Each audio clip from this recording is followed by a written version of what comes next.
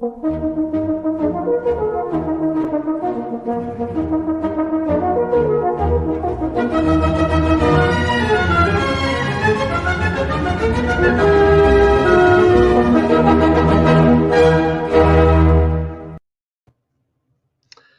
everyone. Welcome to another episode of Gray Matter. Well, we have another really great guest for you today. I think we're going to have a really interesting conversation with a man who's very, very plugged into the Alberta political scene and also nationally. And I think we're going to learn a lot from our discussion with him. Before we go there, I want to just to remind everyone, shameless plug, we have our merchandise. It's available on our platforms, Facebook, Twitter and other spaces, sweatshirts and so on. So if you're interested in looking at any of that stuff and maybe buying a sweatshirt or something to support the show, that's great. We'd be grateful for that. And also to a reminder to you, if you have not yet done so, to perhaps go on YouTube and subscribe to the show, because I'm told by Devin that helps us in some way, something about algorithms and training them. So if you can do that, that would be great. Okay, so what are we talking about today? Well, we're going to be talking about something called Project Confederation. And the gentleman we have on the program is Josh Andrus. He's the executive director. And my impression is that Project Confederation is, he can take credit for being his brainchild, or a shared brainchild. I learned about it a few years ago, pre-COVID actually, where I got to talk with Josh on the phone. He's a very, very smart guy, and as I say, very plugged into Alberta politics. So I think he's going to be able to help us understand what's going on and Alberta's place within Confederation and what Project Confederation is doing about it. But before we go there, as we always do, and before we introduce him properly, we're going to go to the aphorism board. And these are going to seem very, very familiar to our guest, because I won't lie, I stole these off of the Project Confederation website. The first one is from a gentleman who everyone knows I admire very much, and he was on our show, actually. He was a wonderful guest, and that's Mr. Preston Manning, who is quoted as saying, "Western alienation, fueled by the downturn in the energy sector and political resistance to the free movement of petroleum across provincial boundaries to tidewater and world markets, is reviving Western separatism." Was that ever true? That's going to be a challenge for the next parliament, no matter who ends up winning the election. Recognize the validity of the concerns. Don't dismiss them. Don't tell people you've got no right to be angry or mad. Interested in the distinction between angry or mad, angry or insane. The next one is from a man named Monty Solberg. If you don't know who that is, you should Google him. Most Westerners don't want to separate from Canada. We want to separate from a federal government that seems indifferent to the West's contribution to Confederation. We carry our fair share of the load. We'd like to be treated as an equal partner in Confederation, not punished by our partners for developing our natural resources. What happens next? Western anger needs to go somewhere. Either it goes into a new vision for Confederation that shows respect for Western aspirations, or into some firebrand's vision for a divided Canada. And finally, from a man who we're going to talk about today, I expect, Jason Kenney, our outgoing, eventually premier. In the past year, I've heard more expressions of support for Western or Alberta separatism than I've heard in my whole life. It's a reflection of deep frustration from people who think we helped the Federation pay the bills, we played by the rules, we haven't really complained about it. Yes, we have, Jason. And yet we're getting royally screwed here. The hypocrisy in this country is driving a level of alienation here I haven't seen in my whole life. People are angry, and they should be. That's Jason Kenney. So who do we have on the program? We have Josh Andrus, the Executive Director, Project Confederation, and he's also at the Alberta Institute, which is an independent, libertarian-minded public policy think tank that aims to advance personal freedom and choice in Alberta. Everyone knows we're fans of those things on this show. Josh is a fourth-generation Albertan from Drumheller, great town, great hockey team, actually, and holds a Bachelor of Arts from the University of Lethbridge, great school, majoring in economics and minoring in political science. Prior to joining the Alberta Institute, Josh worked as the executive director for a grassroots advocacy organization and volunteered in several political and policy roles. And I just want to read something here that's on the website, because this seems to be a great summary, or a bit of it. And I believe this is written by Josh. It says, for far too long, Western Canada has been treated unfairly by Ottawa. No kidding. The problem isn't so much any one particular government or political party, but a constitutional structure that incentivizes all governments of all political stripes to take advantage of Western Canada and our wealth and distribute those resources across the country to help win elections. The problem is an institutional one caused by an unfair separation of powers between the federal government and the provinces. Okay, so that's a statement of the problem. So let's turn to the man of the hour. Welcome to the show, Josh. What are the solutions to this problem? What's the goal? What's the plan that Project Confederation has to try and solve these problems that you've identified? Well, we've got some big issues, obviously, and I think you touched on most of them. I won't go into too much detail right off the top here, because I imagine we will be getting into it. But yeah, it is very much a structural issue. We've got a federal government that is acting in an overbearing capacity on almost every case. We have a Supreme Court that seems to be ruling against our Provincial Court of Appeals in most cases. I mean, we'll see what happens with the upcoming ruling on Bill C-69, which is the Impact Assessment Act. But we have a situation where the deck is stacked against Alberta.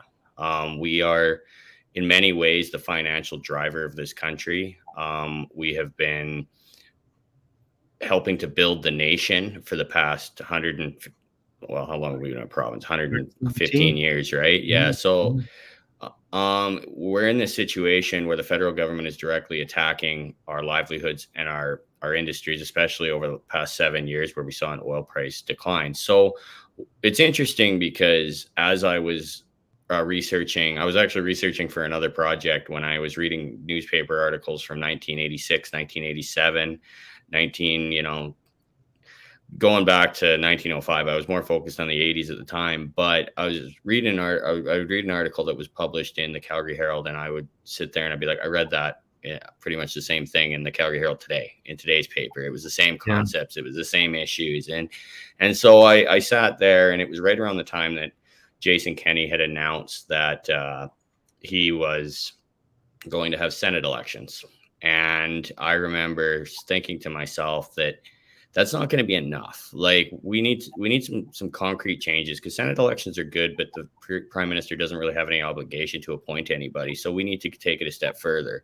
So I started doing a deeper dive into some of the problems. And one of the things that we did when we launched Project Confederation is we launched an open letter to Premier Kenney entitled A New Alberta Agenda. We took elements of the Reform Party platform, which was the Triple E Senate, which is an elected Senate with an equal number of senators, and it has effective powers.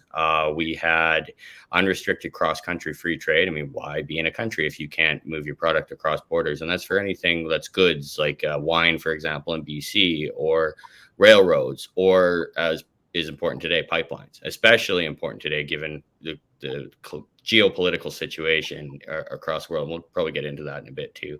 Mm-hmm. So, and then we also had Senate.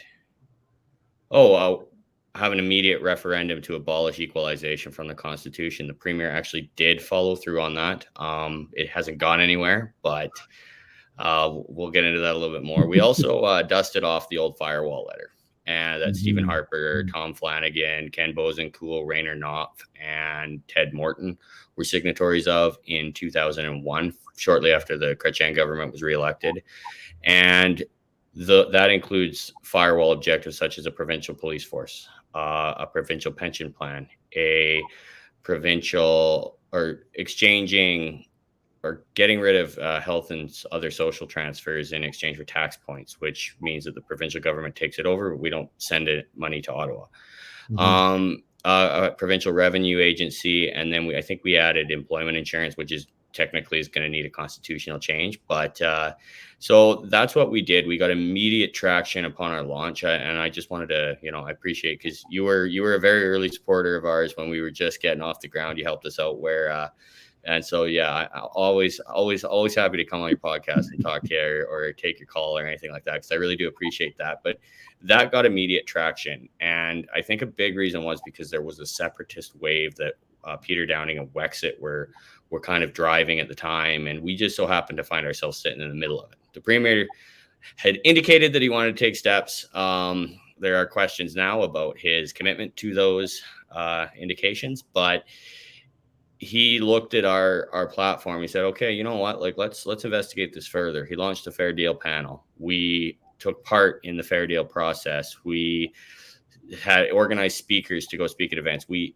wrote op-eds. We had policy positions to defend. And so we were actually able to get the bulk of our platform in the fair deal panel report that was released 3 months late in June 2020. So what we've done is we've taken Western alienation and we've kind of said, here are some ideas of what some solutions are. Because, yeah, there are people that will say you'll never get a fair deal. And I understand where they're coming from. But I do believe that there's no such thing as a deal we won't take. And if we get some concessions, significant concessions from the federal government, I do believe that a deal can be worked out. And that's really what the driving focus of Project Confederation is. And one of the nice things about being at the Alberta Institute, too, is we have multiple different projects under the Alberta Institute. And one of those is the Free Alberta Strategy. So we've been able to push through the Alberta Institute really the number one conversation piece around the political discussion tables over the last 6 months has been the Alberta Sovereignty Act, which is another way that we can prevent Ottawa from intervening in constitutional jurisdiction. So that's what we're doing right now. I like the way you tied that together, and I want to take you back to I think our first cell phone conversation. This would have been, I'm pretty sure it was even before Jason Kenney became the leader of, and you were talking about it about what was going to happen, and that you were very excited about Jason Kenney taking over the leadership of the UPC, because you really felt strongly that he was going to take the football and just run down the field with it. Obviously, for a number of reasons, that didn't happen. But you must be very excited about the fact that, as you put it, the ideas that have been developed and put forth by Project Confederation are now dominating really the political landscape in terms of the leadership discussions. We had both Brian Jean and Daniel Smith on this program, and that was a major topic of conversation. Alberta sovereignty. Brian Jean talks about in terms of autonomy. I was never quite clear what he means by that, actually, but I think I know what sovereignty means.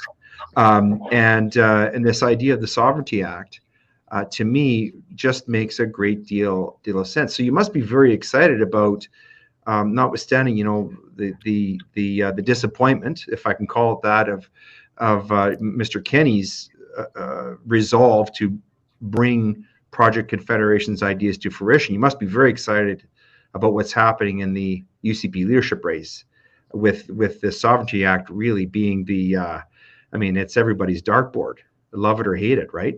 Yeah, and that's the thing. Like it was, when Kenney first came along, I thought we were getting this tax fighter. I mean, he was the director of the Canadian Taxpayers Federation. He was one of the founding members of the Alberta Taxpayers Association, which is a precursor of the Canadian Taxpayers Federation. I had been hired by Kevin Avram back in 2019 to head up Grassroots Alberta. Kevin was the founder of the Canadian Taxpayers Federation, who hired Jason Kenney. And I was really, really excited about, not only was he a Canadian Taxpayers Federation guy, but he was a Reform Party MP. He was the second wave. And, I thought if anybody understood this province, it should be him. I mean, he's driving around in a blue Dodge Ram, and he's, he's talking about the grassroots guarantee. Grassroots politics is very important in Alberta, more so than any other province. We don't have that established Toryism so much in Alberta as we do. There's that. It's very much a populist province, and I really thought that he understood the undercurrents and the culture here. And so as time went on, and I was noticing some of the people that were around him, and that was making me a little bit uncomfortable. And so honestly, to me, my disappointment started more in 2017, 18. just kind of where you'd see things and you're just like, like I don't agree with that fundamentally, and yet he's doing it. He's talking about a production curtailment to drive prices up. That's not free market politics. That's not, and then the way that certain MLAs were getting axed, right? And a big one, probably the most prominent one that went out was Derek Fildebrandt, the Western Standard. Derek is Derek, but he's also an incredibly talented and person who truly does believe what he's talking about when he talks. You might not agree with him, but I don't think anybody doubts that Derek actually believes what he's saying. And then Rick Strankman, another MLA, and there were, both kind of shrouded in controversy when they went down, and to watch that happen, and these true believers. Rick Strankman went to jail fighting the wheat board, which was the bane of Western Canadian farmers' existence for the better part of 20, 30 years. And so you see these guys that are true believers going down. And it was tremendously disappointing to have to go through that. But I got lucky in the sense that I kind of was like, I got cold feet early. And so by the time everybody else was disappointed in him, I'd already crossed that bridge. And I was already, I had a feeling this was going to happen. And so Project Confederation was really born out of frustration with Jason and some of the ways that he was telling us he was going to do something, and then he was backing down. And I had a feeling before we even launched it that we were going to need to hold him to account outside of the legislature, because inside they weren't taking any chances inside the legislature. So we launched Project Confederation just out of the bane of necessity, is because we need to do something here to make sure that Kenny does follow through. And he did for a little bit. He had the Fair Deal panel looked like it was going to lead to things. They all say COVID derailed it. I think that was just a misunderstanding of the culture in Alberta. We do have a unique culture here. We're very entrepreneurial. We're very independent minded. We don't like being told what to do. And we believe a handshake deal is a handshake deal and it needs to be honored, where you don't get that in other parts of the world. And so we're in this situation where I don't think Kenny truly misunderstood the culture, or truly understood the culture in the sense that he was saying one thing, but then he was doing another. He thought that he could, send an angry letter to Ottawa, and that would be sufficient. And that's not sufficient. And I think everybody in the province is really frustrated with the fact that we spent, things are a little bit better now with oil prices at $83 or whatever it is today, and breaching 100. But there is a genuine anger at the federal government. And I think Albertans are scarred by the recession that we went through from end of 2014 into 2021. If not even early 2022, you could argue it was still ongoing, but we were kind of digging ourselves out of it. So we're in this situation where, there is a tremendous amount of anger. There always has been. It's what bore the Reform Party. It's what bore the Wild Rose Party. And Kenny completely misunderstood it. He thought he could talk without walking the walk. And that's a big reason why he's walking now, eventually. So you state the case very clearly about what happened. Would you care to comment on why, given there a 61% mandate on that referendum, I believe it was 61%, that Mr. Kenny chose to do nothing with that? Do you have an explanation as to why he chose to do that? I kind of got the feeling that he was afraid of the own anger that he helped whip up. That he he just underestimated the amount of anger that there is towards Ottawa. Maybe he spent too much time there. And when Trudeau won again, he was kind of caught behind the eight ball. He didn't really have a plan. I think his plan was that Scheer would win and it would go away. And then O'Toole would win and it would go away. And I think that just was a tremendous miscalculation, because these are real issues we're talking about here. People are genuinely angry at the way we've been treated. We've had, you look at the countless number of jobs that have been, killed due to federal government, either moving regulations or just flat out project cancellations. And I don't think anything's going to change. I think one of the reasons that our issues are still in the forefront is because people are, we're heading into the fall. People are looking at their bank accounts. They're looking at their grocery bills. They're looking at their power bills. They're looking at their heating bills. They're seeing 7% inflation prints. And then they're looking at Ottawa and they're just saying, oh, bleep. Because at some point something's going to give here. And Ontario is feeling the pain just as much as we are, if not worse, because we do have, a strong natural resource sector. Crops are looking kind of good this year. So we're in this position where we're doing kind of okay relatively to Ontario and Quebec, but that because Ontario and Quebec are feeling pain, that we're going to eventually be forced into that situation. And so I think that's a big reason why these issues are so prominent in this leadership race. And it's because there's this feeling of dread going into winter. There was yeah. Go ahead, Josh. Sorry. I was just wrapping up. So you can, go ahead. Yeah.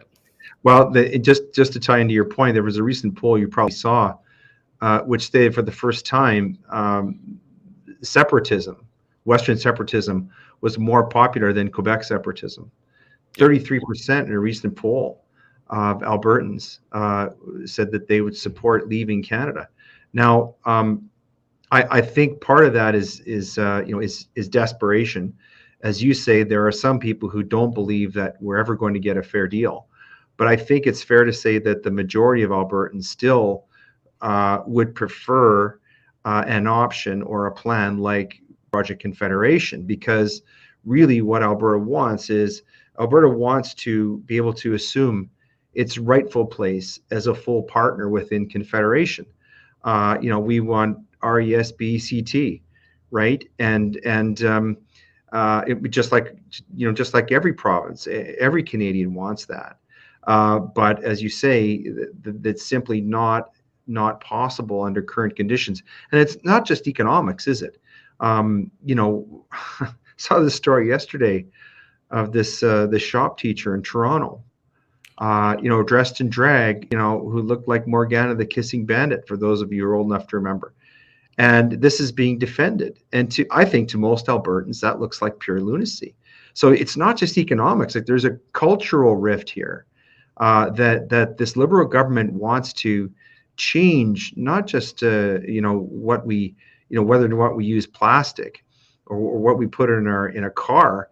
They want to change the way we think, the way we communicate with each other, right? They want to change the way we do commerce.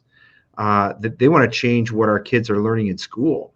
And I see within Project Confederation, correct me if this is wrong, it's not just an economic movement. It's deeper than that. It's a cultural movement, isn't it? I think it's so Quebec, in the way that they ran it, Quebec separatist push and their feeling of alienation against Ottawa. And I shouldn't throw air quotes up there, but I did. But I think that kind of derives more from, they believe that they have a distinct culture. I mean, they're French Canadians, they're not English Canadians. And Ontario is kind of the English Canada center. I mean, Ottawa, I went to Ottawa in May, and I was kind of taken aback just by, like, you would tell someone you're from Alberta and they were almost just like, oh, you must be happy to get out of there. Like what are you trying to say? You know what I mean? Like, there is this level of condescension from Eastern Canada. And Daniela Smith, she actually makes a really good point that she had, I can't remember his name, from the Montreal Economic Institute on her program towards the end of her run with Global. And he talked about, she asked him, why does Quebec hate us so much? And he said, they just don't think about you, or something to that effect. And I do think that is a big thing. But Alberta's alienation is primarily economic. But I believe that the difference in our culture is what's contributing to the difference in our economic situations. We don't believe in, the government looking out for our every whim here. I mean, the further we've got a largely agrarian population, where half of our legislature, the seats are in rural Alberta. We have traditionally had governments, with substantial support in rural Alberta. Going back throughout our entire history. I mean, the Liberals would win in rural up until 21. The United Farmers of Alberta didn't even have a leader in the 21 election, and they won. 1935 was social credit, same thing, rural support, right? Progressive Conservatives, Lougheed had a lot of support in rural. Klein famously beat Bukowski in 92 with the support of rural, and then kept it. And so what you have is it directly impacts the culture. It directly impacts the way we think about commerce. It directly impacts the way that we raise capital. It directly affects everything that we do. And I think what you have is you have a federal government that doesn't understand the way that we operate and is trying to change it. So I changed the way that we do commerce, and it's and I think that's really the biggest difference. I do believe there is a cultural argument, but the culture is what drives the economy, whereas it's the other way around in Quebec. And I think that's the biggest difference. Is our arguments are essentially economic, but they're being driven by culture, whereas their arguments were culture and economics came second. And that's obviously evidenced in, like, if you look at any social program the federal government puts on is heavily, biased towards Quebec. Quebec gets tons of money through transfer programs, and Alberta's paying the bill, right? So that's a fascinating perspective. We had Preston Manning on this program, and he talked about the regional diversity of Canada as one of its great strengths. And he said it's not just Western alienation. Really, we've got regional alienation all over the country, because everywhere you go in Canada, it's such a vast country. We have different cultures, different languages, different foods. And what Mr. Manning is concerned about, he thinks what's driving division within the country is a federal government that is monolithic. It doesn't seem to be prepared to recognize any differences in culture or economics, and it wants to exercise control over everything and everyone uniformly. And Mr. Manning said quite astutely, that's not the way the Canadian Federation was set up to function. And his opinion was, and I want to get your take on this, Canada tends to function better when we're sort of disunified, where the regions are given the ability and the freedom, which is provided for in the Constitution, as you know, to govern locally. Because Mr. Manning says, and I think this is quite correct, the further government gets from a problem, the worse they are at solving it. So local government always, almost invariably, does a better job of solving a problem than a government that's thousands of kilometers away. Would you agree with his assessment? Oh, absolutely. I think that this federal government has postmodernism is the textbook that they pull out for almost every government bill that they put forward. And I do believe that we are stronger. I mean, like, the whole point of the Confederation was that it was a federation, that each province should be able to control its own affairs to as much as of it, the ability that it can. And I do believe that the centralization versus decentralization debate is really at the heart of this. Conservatives have a tendency to believe in decentralization. We believe in the power of the individual. We believe that people can be trusted to make decisions that help them. We don't believe that the government needs to be looking out for everybody. And I think that's a dominant feature in rural Alberta. I mean, Kevin Avram, when I started at Grassroots Alberta, he sent me down to Southern Alberta to knock on doors and knock on farm doors and have conversations with these guys about politics. And man, they hate the government. It doesn't matter who's in the government. They hate the government. And I love those people, because they're the ones who are separated from it. They don't get the benefits of their tax dollars like people in the city do. And so we have this, I think, but that just feeds into the culture, like I said. And even like downtown Calgary, like, I'd say probably 40 to 50, if not 70% of people in downtown Calgary working in those office towers either came from rural Alberta, had parents born and raised in rural Alberta, or in some other way have had their upbringing influenced by the culture outside of the city. And so they bring it into the city, and they bring it in the office towers, and they bring it into the business. And that's a big driving force behind our entire culture. And I think one of the things that we're seeing is, and it's one of the driving forces of Western alienation, just on a pure philosophical level, we have a difference between what the federal government wants and what the civil service wants and what the bureaucrats want in Ottawa to what we need out here and what we want out here. And I think that really, until that's addressed, which it's not going to be easy, but until that's addressed, you're always going to have an undercurrent of Western alienation. I mean, you can bank on it. I mean, it was great when Harper was prime minister for 9.5 years not to get shot, but like, he didn't really do much to protect us. And now we're in this position where it's always going to be there. The support for separation might hit 33% this time. Maybe there's a conservative government for a few years and it goes down to 20, and then a liberal government comes in and hits 40 next time, right? Every wave gets a little bit stronger. And so if we don't address the issues before it gets to that point, or if we don't even get in the door, we can't afford to fail, because otherwise the country will break up. Speaking of government overreach, I wrote a paper earlier this year. It was based on a book called Our Enemy, the State. You might be familiar with it, by H.L. Mencken. It was written in 1935. And one of the things that he said was that in the book is that as government encroaches more and more, individuals tend to rely on each other less and less. Okay, so end COVID. So here what we have is we have forced physical separation of individuals. So, they can't get together to meet, to talk about things, to solve their own problems. They become more and more reliant on government. And so now moving forward, now we have this government that has used really the COVID measures to expand the scope of their powers. They're still talking, the vaccine mandates. How has COVID and I'm talking specifically about the government overreach aspect of COVID, has that set back the Project Confederation movement, or has it fueled it?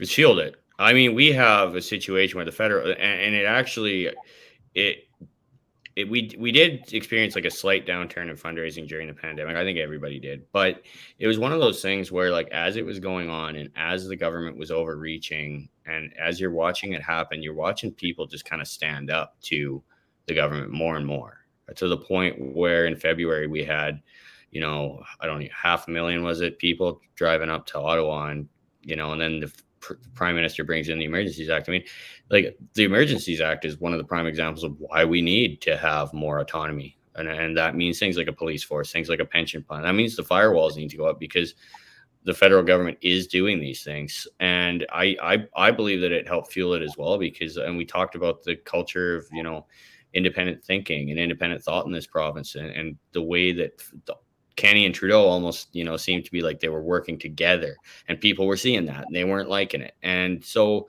we have this situation where COVID has almost increased the frustration, because it did seem like the pandemic response, it was on a cultural line. Mm-hmm. Like, it was very much the people that wanted the paternalism are the ones still wearing masks at the grocery stores. And you're at the point now where there are people within the highest levels of government that believe that we're still in a pandemic, and mm-hmm. are going to push for more restrictions as we go into the fall. So far, I haven't been watching it at all, but I haven't heard anything on the news about COVID yet. But I mean, because we've kind of shifted to inflation, and mm-hmm. I don't know how that's going to play out, but we're at this point where, there are definitely, I think it exposed a serial divide in our cultures between Eastern Canada and Western Canada, where we hated the restrictions. We almost, to a man, there was a tremendous amount of support for ending the restrictions, and people mm-hmm. got really angry. And maybe you didn't go to Ottawa, but you're probably watching the news thinking, good for you. You know mm-hmm. what I mean? Like, I'm done. I was like, and I think that's generally how people feel towards Ottawa on a lot of things. Where I said it in, I think I'm playing on a famous Reagan quote, but the 8 scariest words in the English language are, I'm from Ottawa and I'm here to help. And I think that's really, really helped fuel this. I think it's really a big reason why the Sovereignty Act's at the core of this leadership race, is because Ottawa, Kenney overreached, but mm-hmm. Trudeau not just overreached, but showed no signs of giving in at any point. And I think that has really pushed things forward. The Emergencies Act, like, we have to protect ourselves and protect our bank accounts, because if you donate to someone who's opposing something the federal government is, you could have your bank accounts frozen, right? Mm-hmm. Like, so we need these protections in place to prevent Ottawa from doing the things that they have been doing. So the pandemic, in some ways, at the beginning, it slowed us down, but I mean, there was a part of me that thought we were going too fast anyway. So, but as time went on, it became quite clear that it was another point of cleavage between Ottawa and Alberta. And I do believe that it is down to that cultural difference. that we talked about earlier. Yeah. I want to dive into the Sovereignty Act more to talk about it because people are very curious about it. They want to know more about it. By way of segue, I want to talk to you a little bit about the APP, the Alberta Prosperity Project, okay? Because it's sort of a close cousin. There are a lot of lines of symmetry between Project Confederation and what the APP is talking about. The APP, people think it's about separation, but actually it's about the idea of living in an independent Republic of Alberta that is free and prosperous. And of course, it seems to me Project Confederation has basically the same goals. They want Project Confederation is about Alberta sovereignty just within Confederation and having Alberta being free and prosperous. But the APP is talking about, and this is what I want to get your take on, is talking about a referendum on separation, on independence from Canada. When I had Danielle Smith on this program, I asked her if she would prevent it, or if she would support a referendum, if she would allow it to happen if she became premier. She said that she would, although she was very clear that she's not a separatist. She still is very much aligned with Mr. Manning's view of Canada, that it can be saved. So what I'd like to know from you is, why is Project Confederation opposed to, or first of all, is Project Confederation opposed to the idea in principle of a referendum on independence? And if so, why? Okay, so I'll start. So basically, if we're going to have an independence referendum, I don't think we can afford to lose it, if that makes sense. So moving too quickly in that direction and losing that referendum would set us all back, because now we don't have the balls to do anything, right? So we get in it. I think it whole-handedly weakens our hand. Now, I think part of the reason that the polls are, I think the peak I've seen is 34% in favor. I think part of that is, like, and the number I choose to focus on is that 67% to 75% are not happy with the way things are. And so in order to get those numbers moved, you have to take off the table any attempt at a fair deal, which means that you have to go and you have to try, and it has to be clear to everybody, meaning everybody, that you did everything in your power to try and make this relationship work. And Ottawa said no. Now, there are questions on the other side. Can Ottawa say no? I mean, if Alberta leaves, BC is in trouble, right? So, like, the arguments for Alberta leaving are also arguments for Alberta staying to the rest of the country, right? That they lose a cash cow, they lose, jobs, right? Because now, like, they lose all of these things that Alberta brings to the table, and maybe that creates the impetus for a deal. But the only way that we'll know is if we do it, is if we try. And that, I think, is what we're trying to do here. And I understand where APP is coming from, but if we don't actually try and do everything to get a deal, and like I said, I don't think there's such thing as a deal we won't take. I mean, if they gave us, all the senators and all 338 seats in the House, now I'm just spitballing here, we'd have to take that deal, right? But like, obviously there's a middle ground, and obviously we're not going to get everything we want, but that doesn't mean we can't put everything on the table. That doesn't mean we can't go to Ottawa and say, look, we want all of it. Otherwise, and then Ottawa comes back with a counter, and then, Quebec gets in on the discussion. And if we get to the point where we actually do get a deal that is suitable for both sides, and one side backs out, that may create the impetus. But at this point, I think the purpose of Project Confederation is to get to the table and with everything on the table and try and get a deal. And to create, so the idea behind the Sovereignty Act, if I understand it correctly, and I had the pleasure of actually meeting Rob Andrus. He gave a presentation. Yes, thank you. And very nice guy, very smart guy. And he talked about leverage. And the Sovereignty Act is really, not that it's a bluff, but it's sending a strong signal to Ottawa. Look, we're mad as hell. We're not going to take it anymore. But does that capture kind of the essence of the Sovereignty Act? Why it came into being is that there has to be a very strong message, stronger than Mr. Kenney's letters, to Ottawa, saying, look, we need a new deal. We need to reopen the Constitution, and we need to really look at Alberta's relationship with Confederation, and things need to change. Is that kind of the essence of how the Sovereignty Act was conceived? I think a lot of it too is if you look at, like, for example, the carbon tax, the legal challenge that the Kenney government put forward. You look at Bill C-69, the legal challenge that the provincial government has put forward that has been, I think 8 other provinces have applied for intervener status because it does violate the Constitution. The problem is that if you look at Bill C-69, which, like I said, the Impact Assessment Act, the federal government's moving forward with it, even though the Alberta Court of Appeals has ruled it unconstitutional. So we have to deal with this thing. Like the Impact Assessment Act, they're creating an agency effectively that's going to monitor all environmental activity. So like it's a Trojan horse. Like they can do whatever they want. If we want to build a highway over 75 kilometers, it has to go through the act, even if it's within our own province. So every single gravel pit, for example, needs to go through the Impact Assessment Agency. So even though we have made an argument that has been accepted by the Supreme Court with 8 other provinces in intervener that is ruled unconstitutional, we're still dealing with it. I think the Sovereignty Act is designed to assert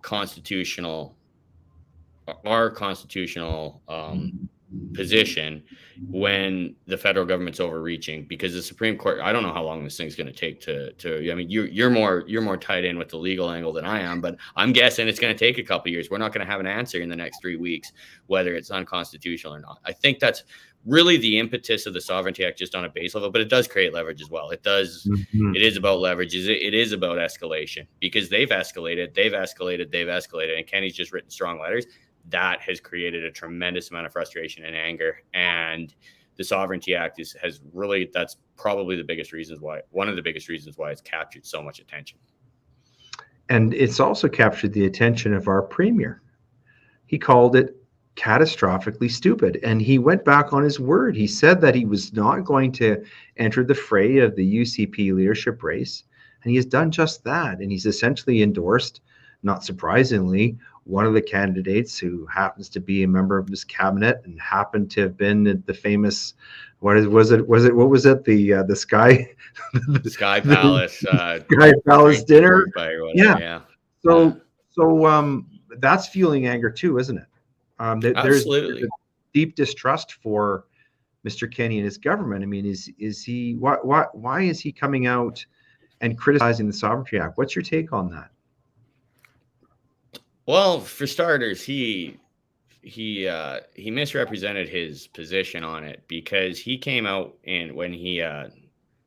at least I think he did. He came out in was it September, August 13th on his radio show. He talked about the Sovereignty Act, and that's when I believe he called it catastrophically stupid, and he said that he would fight it. And then a couple of weeks later, he was asked about it again, and he said, my position from the beginning when it was launched, I looked through every news article I could find dating back to September 29th, 2021, which was the launch of the Free Alberta strategy, and in so much the launch of the Alberta Sovereignty. I couldn't find a single mention of him talking about it, of him even mentioning that it existed. And for him to take that position and to say, hey, I believe that I've been consistent on this. You haven't been consistent. You just spoke out about it 2 weeks ago. Like, that's number one, you're misrepresenting your position. Number two, I believe is misrepresenting the act. It seems pretty like you get enough. Like, I think you can write it so that it is constitutional, as long as you're operating within the bounds of the Supreme Court. As long as you're saying that you will respect the Supreme Court decision,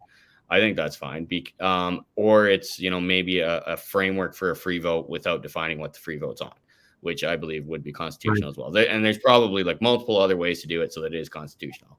To call it a cockamamie plan, like that just shows that he didn't have anything. Like, we had an equalization referendum in October 2021. They had they passed a resolution in the legislature the day before the AGM, almost to seem like they were just doing it so Kenney could give a speech at the AGM saying, oh, we're doing good to try and temper anger, and then did absolutely nothing with it and gave up. I mean, we have, like, we're getting creamed here. We've been getting creamed by Ottawa for the past 7 or 8 years here. I don't, what year did they get? 7 years. And what are you doing? Like, you have the definition of insanity is doing the same thing over and over again and expecting the same results. Well, write another letter, please. So it's frustrating. It is really frustrating to have a premier not only intervene in a democratic process that a lame duck premier shouldn't do. However, I will say that it's almost been an advantage, because I think Kenny has misunderestimated how unpopular and distrusted he is. So every time he opens his mouth to criticize something, people look at him and say, okay, well, I disagree with you. So it's almost like, because you would think that it would somehow impact polling numbers and stuff like that, but it hasn't really changed the race. It's almost just solidified things in people's minds. And so it's on one hand, yeah, it's frustrating because you're having to respond, but on the other hand, I think he's underestimated his unpopularity and the distrust that people in his own party, let alone the general public, have towards anything that comes out of his mouth. So are we letting the cat out of the bag at all to say that Josh Andrus would support Danielle Smith's bid for the leadership of the UCP? I support Alberta Institute policies, and the Sovereignty Act is a part of the Free Alberta Strategy, which is a part of the Alberta Institute. All right. I also support constitutional reform, which Brian Jean has come out in favor of. I support an Alberta provincial police force, which has been really the highlight of Tave's campaign. So yeah, I mean, we're in a neat position where we've managed to influence not just us. I mean, there's others. I mean, Bill Buick at Fairness Alberta is one that comes to mind immediately. Franco Terrazzano's done great work with Canadian Taxpayers Federation. Chris Sims is doing it now on budgetary stuff. But the ideas that we put forward and we've been pushing for are really the heart of this leadership race. And at this point, I don't. As well, I mean, I'm not going to say I would support everybody, but so far it looks like our policies are going to be put in place. And then after the election, after the leadership race is over, it comes time to make sure that those are implemented. And the Sovereignty Act is, the Free Alberta Strategy. Like I said, a lot of Brian Jean's talking points seem to come from my emails. I don't want to take credit because I didn't have anything to do with it, but you get in this position where, yeah, I think a lot of the frustration towards Kenny is what's driving a lot of the frustration, and the Sovereignty Act is definitely at the heart of this race. I think that it is a wonderful sign of the political health of Alberta, and in fact, the cultural health of Alberta, that the best ideas of the candidates who are vying for the premiership of this province are coming from a conservative libertarian think tank. We had a gentleman on here you might know named Peter Hawley. He's with the Frontier Center. Oh, really? I love Peter. Yeah, okay. Yeah, I'm a senior fellow of the Frontier Center. I'm proud to say that. We've had him on and some other guests in the Frontier, and Peter talked about think tanks, and so did Preston Manning when he was on. And they had an interesting take that, and I'm interested to know what you think about this. That for the longest time, these really bad political ideas that have been dominating political discourse in Canada have been coming from lobby groups and woke corporations, and vested interests. They haven't been coming from places like the Alberta Institute, think tanks, where smart people are spending really all their time trying to think up great ideas to improve Alberta and the lives of Albertans. So I think it's a wonderful success, and I applaud Project Confederation, the Alberta Institute, for coming up with these great ideas and getting them out there into the public discourse, so that these are the things that the candidates are talking about. They're actually debating ideas. Yes, there's still the a little bit of bickering, but really when I watch the debates and I see what's going on in the news, they're talking about ideas. For example, there was a piece today in the Western Standard where Brian Jean was talking about something that Danielle Smith had said, which he was talking about the Sovereignty Act again, or talking about digital identification and why that's a bad idea. Well, these ideas, these debates are all seem to be coming out of think tanks, and I think this is just a great sign for Alberta and Canada that we're debating ideas in the public sphere. Would you agree? I think so, 100%. I mean, I think on the conservative side or the right-leaning libertarian side, we'll say, there's been a definite absence of think tanks. If you look at the left, on environmental issues, on animal rights, or really any issue that is important to them, you can't even you probably couldn't list off all the organizations that are directly there, and they've got a model that has been working for them. They have hundreds of groups talking about a single issue, because then it can seem like there's lots. And so what we've done at the Alberta Institute is we've taken a very collaborative approach to this. Even our organization design within our organization is collaborative between projects. I help Rob. Well, Rob's on leave right now, but like where we work very closely together to try and build a movement, not just an organization. It's not just about one person.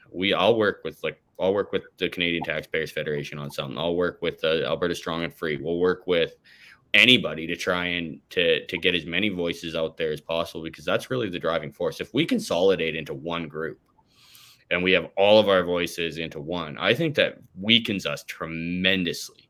Because if we've got one person out there, that's only one. If we've got, a story comes out in the National Post, for example, that maybe quotes 4 think tanks all saying similar things, I think that's a huge advantage. The left does it tremendously. I mean, they've dominated political discourse with this model for the past 20 years.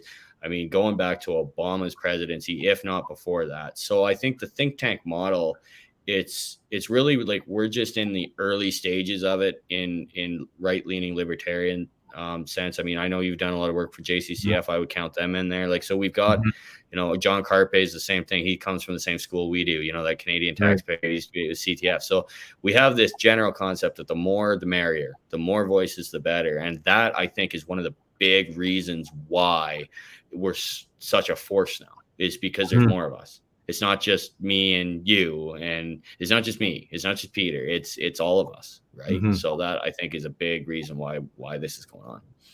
Well, one of the challenges for think tanks like yours or the Frontier Center or the JCCF, for that matter, the left doesn't seem to suffer from is an absence of money.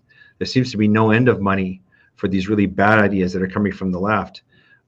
Is that changing in terms of being able to get people to donate to support the Alberta Institute, to support Project Confederation, or are you guys still fighting really hard to get public support for the many different programs that you offer?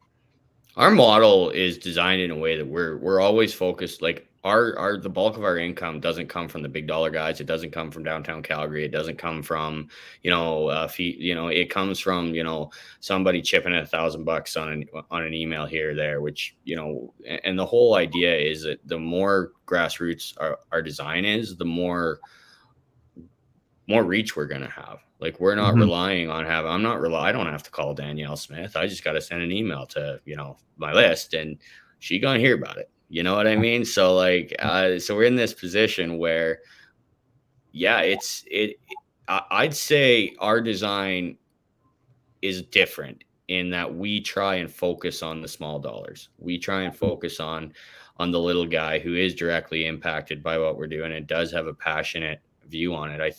I don't have as much to do with the larger dollar donors, but that's very much our structure on a financial sense, and it's really our structure with everything. We do a lot of petitions. We get a lot of feedback, a lot of surveys. Like, our whole design is about engaging with the people that are our support base, and so I can't really comment directly on that just because our model is a little bit different.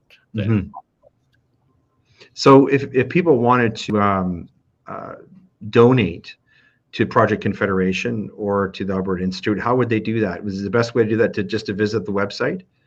Yeah, it's just, there's a big donate button at the top. You can join, which is to sign up for our list. I don't have the website in front of me, but join and donate are the two buttons I usually send people to.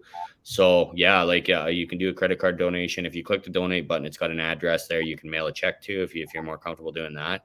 And we are a registered nonprofit, so it's just one of those things where, like, as far as I know, the Emergencies Act didn't apply to us because of our registration status. So we don't have to worry about that. If they start doing that, I think that's going to be a bigger issue. I think JCCF might be involved if they start seizing registered organizations that are following the rules. So it's one of those things where, yeah, that's how you donate. Just go to the webpage and click donate. Josh, I wanted to ask you about a big event that you have going on. It's coming up, Canada Strong and Free Regional Networking Conference 2022. This is in Red Deer on September 24th at the Cambridge Hotel and Conference Center. Do you want to talk about that a little bit? Yeah, I can. So that's not us. That's actually Troy Lanigan at Canada Strong and Free. So that would be the old Manning Center. They've rebranded to Canada Strong and Free. So that's them. But we're going to be there. I'm going to be there. I'm going to be talking to people. I haven't even seen the speakers list. I hear there's going to be a debate. I'm not sure. We are having a Common Sense Red Deer. Common Sense Red Deer is our municipal Red Deer group from the Alberta Institute. Like I said, lots of different organizations. So we are having an event, I think, at Boston Pizza across from the Cambridge. I'm looking forward to it. I'm looking forward to seeing people and talking to people. I go to these things. I mean, unless I'm speaking, I like to hang out in the hallway and talk and get people's perspectives on different things. And it's really, because I'm looking forward to seeing a lot of people I haven't seen in, a couple of years. The ones that didn't make it to Ottawa in May. So I'm really looking forward to this one. I think this is the first one in-person conference that Troy's put on since probably before the pandemic. First one in Alberta, and Alberta's the heartland. So I'm really looking forward to it. It should be a good time. Troy's a really good guy, so I'm really looking forward to it. I've heard that Mr. Manning might be there. That would be. Oh, he probably will. Yeah, very engaging. If they can afford him. Is he that expensive? I'm kidding. I'm kidding. Well, he'd be worth the price of admission, in my opinion. That was lovely. Yeah. Listen, we've kept you a long time, but before we go, I must get your take on the federal scene. They've just selected a new leader from Calgary, Pierre Poilievre. Now, there's people have different ideas about how much of a difference he's going to make on the national scene. We had Maxime Bernier on this program, and he said that he said nothing against Pierre Poilievre, but he thinks that there's a pretty deep rot within the Conservative Party, and that once you look past the veneer, there's not a lot of difference between the Liberals and the Conservatives. That was his view, and so he doesn't think that things are going to change a whole lot for most Canadians, whether we have Mr. Trudeau or Mr. Poilievre in their Prime Minister's office. What's your view of the matter? Do you see, from your point of view or from Alberta's point of view, do you see Mr. Poilievre as taking the reins as the new leader of the Conservative Party and potentially our next Prime Minister as a positive sign, or one that really makes very little difference in terms of Project Confederation and Alberta's future? Well, we've said it multiple times. It doesn't seem to matter who the government is. We're still going to keep doing what we're doing. We're still our arguments don't change. We believe that there is fundamental structural issues. I think with the just pure speculation, I think it comes down to when Trudeau calls the election. Now, all indication is that he won't call one until 2025, that he'll keep things propped up. And I think what Pierre will factor in then. Obviously he's going to be a dog, and we know what he's capable of in the House of Commons. He's one of the most articulate speakers. He doesn't need a script. He could think on his feet better than anybody I've ever seen. But at the same time, it's the timeline. It is, we're looking, and I'm just looking over the markets right now. The Dow's down 500 points today. I haven't seen the TSX. We're in a position where every time a rate hike happens, people are worried about a recession. But they have to keep raising interest rates. Otherwise, inflation is going to run too hot. And so we're in this weird little position where the federal government's going to need to do something. The Bank of Canada can only do so much when the Trudeau government's handing out $4.7 billion programs that largely benefit Eastern Canada. And you can almost anticipate that in the next 2 to 3 years, Trudeau will institute another policy, something I don't know what it'll be, whether it be a windfall tax on oil and gas companies, for example. That's something we've talked about in the past. Right. I mean, that was something that was mentioned in the at the UN. I think the Secretary General of the UN was talking about it. I don't know if it was him, but there was a direct mention that you need to bring windfall oil and gas tax, or maybe something happens in Russia where there's a supply shortage and a supply crunch, and that drives prices up in oil and gas even more, which is going to drive prices up in Ontario for everything, right? Because energy is the industry that powers everything else. Every other industry relies on energy inputs to build anything, to produce anything. So we're in this weird little spot where Trudeau is still in power, and Pierre, being the leader of the opposition, is only as good as being the leader of the opposition. I mean, he can stand there and yell and scream all he wants, and he can be 100% right on things. He can be 100% wrong on things. That won't matter because Trudeau's still the prime minister, and we've seen what he's capable of doing. We know where the votes are. We know Ontario and Quebec. So, and we know that they're going to need money. Like, I mean, they can't keep printing money and not expect there to be, some kind of economic crisis caused by inflation. They just can't. So they're going to need money. And where do you think they're going to get it, Leighton? Yeah. Well, all of which is to say we cannot rely on Pierre Poilievre or anybody else riding in on a white horse in Ottawa. We've got to solve our own problems right here in Alberta, put Alberta first strategy. And that's what the Sovereignty Act is all about, right? Yeah, that's what the Alberta Prosperity Project, that's what Project Confederation, Fairness Alberta, like that's what we're all doing. We're all putting Alberta first because we all recognize that these are structural issues that simply changing the horse. I mean, maybe he is on a white horse, but the white horse ain't coming for a couple of years. And we can't even expect that, I mean, I think we've made that mistake too many times where we put our faith in a change in federal government. And that has backfired tremendously on Jason Kenney. It happened to him twice. I think that's a terrible approach, and I don't think it'll work. I think that white horse might be a unicorn. In any event, we want to thank you so much for being with us, Josh. This has been a tremendous conversation. We've learned so much from talking to you.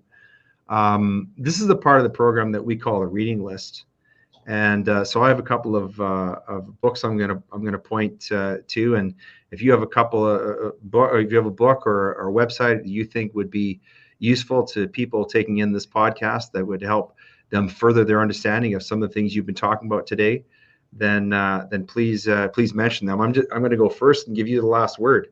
One of the books that I mentioned today is from a gentleman who has been a guest on our show. You probably know him. His name is Michael Wagner, and he's written a book called Alberta: Separatism, Then and Now. And this book has been says that Alberta separatism has been out of the news for many years, but that may soon change, and it has. Prime Minister Pierre Trudeau was the father of Alberta separatism because he provoked an angry response with his national energy program and other socialist policies. His son, Justin, has now become the new Liberal Prime Minister, and it's just a matter of time before Alberta is once again at odds with the federal government. The very prescient summary of this book, because it all came to pass. And so really what Michael talks about in this book is what Josh has been saying about the structural problems with the Canadian Confederation, the things that Project Confederation is working to change. So I think it's a nice companion to our discussion. And of course, like all of Michael's books, it's very well written and very carefully documented. The other book I have is an interesting one. And I just found this book. It's by a man named Kevin Page, and it's called Truth and Lies on Parliament Hill.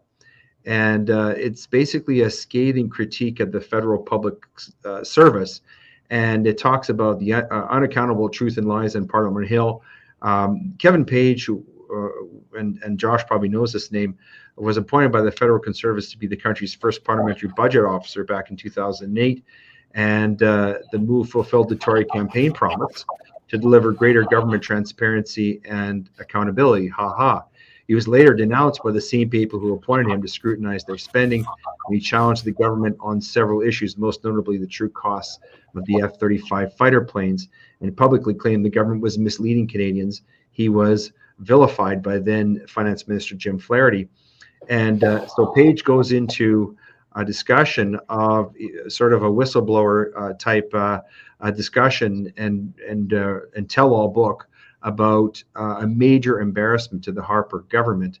And he warns, and again, this is somewhat of a prescient book because it was written about 10 years ago, but it warns about, the dangers of the lies and the corruption that was going on in the federal government back at that time, which by all accounts, and at least to all Alberta eyes, has only gotten worse under the Trudeau government. So I'd recommend those two books because, they sort of point to the structural issues that Josh has been talking about, and why something like the Project Confederation, its ideas, and the Sovereignty Act are so necessary for Alberta. So, Josh, those are my two suggestions. Do you have any you'd like to share with the people who are taking in the podcast today? Yeah, so the one that comes to mind right off the bat is Moment of Truth by Tom Flanagan and Ted Morton.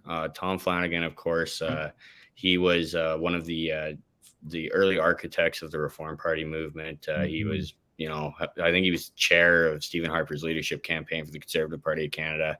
And Ted Morton, of course, was they're both signatories to the Firewall Letter. I think Barry Cooper's he has a chapter in there, and God, everybody loves Barry. So it's a really good book. It talks about the structural deficiencies and some of the solutions that can be put forward. It's very similar to the Project Confederation idea. The other one, I'm just trying to think. I've got Do Something by Preston Manning is on my bookshelf to be read. It is a great book. And especially a great book for right now, because everybody in sort of the aftermath of COVID, people have a great sense of powerlessness, that they can't influence politics, but it's a great book because it breaks it down to what can you do today, right now, 365 days a year. There's always something you can do to make a difference in your community, in your town, and so it's a very empowering book. Yeah, that's a great selection. Yeah, I keep thinking I'm going to pick it up, but then I read the title. I'm like, I got to do something. So yeah, but that's on my list. My reading material is probably quite unorthodox. I spend a lot of time on a research website called ProQuest. I literally will you can find full copies of newspapers on there, and so if there's an event that I need to find what were they doing then, and how did it work, I'll go in and I'll just read whatever the newspaper, what was Don Braid saying about the kitchen cabinet in 1993, right? I don't know if Don Braid was there in 93, but you know what I mean? So I'll go back and I'll read exactly what was being said and how did that end up happening. And so you end up following these stories, whether it be constitutional negotiations or whatever, on a day-by-day basis to get kind of what the feel was. Because to me, in doing what I do, I think it's almost more important to understand what the feeling is and the mood in the public is, and how different points in history may line up. I mean, I always say history doesn't repeat itself, but it always rhymes. And I do spend a lot of time just reading, Ed Stelmach and Stephen Harper were in a fight in 2008. So I'm going to go look that up. Right. So it's interesting. And I brought that actually up to Tyler Dawson at the National Post a couple of weeks ago, or maybe about a month ago. And it was just kind of, I was looking at it, and, I was just so happened to be reading articles from 2008 where Stelmach was mad at Harper over equalization, and how it doesn't matter if it's a conservative government in power. The premier of Alberta has a tendency to be mad at the federal government, even if we've got friendlies in there. So it's just, it's very interesting when you take a look at, the different dynamics of different historical events. And sometimes I'll even go back and I'll read about, 1937 when Bible Bill Aberhart brings in the social credit platform that the government lawyers are telling him it's unconstitutional. He's like, I don't care, I'm moving forward. And then the lieutenant governor says no, and her house gets sold. So you get in these positions where, so it's interesting. But I've always taken the approach that history never repeats itself. It always rhymes. And that's something that I do like the ProQuest. You can just go to any date and you're reading. I found myself reading about the 1910 Alberta and Great Waterways scandal, which took down Premier Rutherford, and so you're reading everything. So like it's just crazy the amount of information that you get, and it's understanding those firsthand accounts is I absolutely love that stuff. So I do find myself reading primary sources more than I do secondary sources, much more than. So I don't read a lot. Yeah. No, I'm going to check that out. I had never heard of ProQuest. Thanks for that, Josh. That's wonderful. Yeah, it's a research. I found it when it was what we used at university, and then I just found a way to get access to it, and I just signed up for the Calgary Public Library, and that's how I get in now. Excellent. I mean, libraries, what a treasure. Yeah, absolutely. Yeah. Anyway, thank you so much for being with us today, Josh. It's been a great pleasure to talk with you and to get to know you a little bit better and to learn more about Project Confederation and the Institute and all the great work that you're doing. So thanks so much for being with us today as our special guest on Gray Matter. Well, thanks for having me.